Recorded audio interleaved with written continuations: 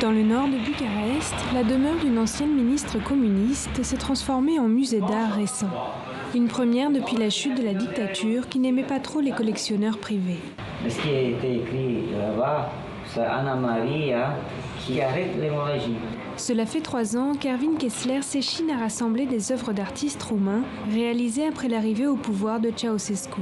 On a essayé de ne se mélanger pas avec l'art officiel parce que c'était l'art des commandes. On a toujours essayé de trouver les artistes qui ont travaillé pour eux. Mare, c'est un musée qui n'est pas du tout confortable. Donc c'est fait pour penser, pas pour dormir. En témoigne une des premières expositions temporaires, l'Enfer du paradis, consacrée à la relation entre l'art et la religion.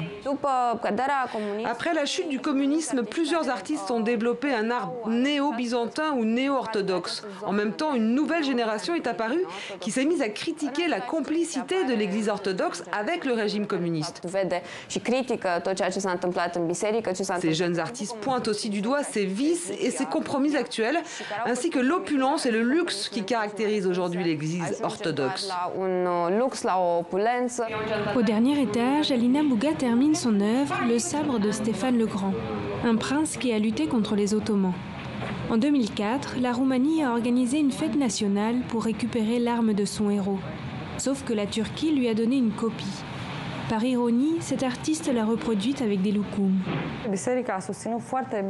L'Église orthodoxe a soutenu ces événements. Elle a même été aux premières loges. Je critique l'hypocrisie des hommes politiques et l'ignorance des autres, qui intègrent trop rapidement des informations avant même de les avoir analysées. Questionner la société actuelle et tourner l'art contemporain roumain vers l'étranger.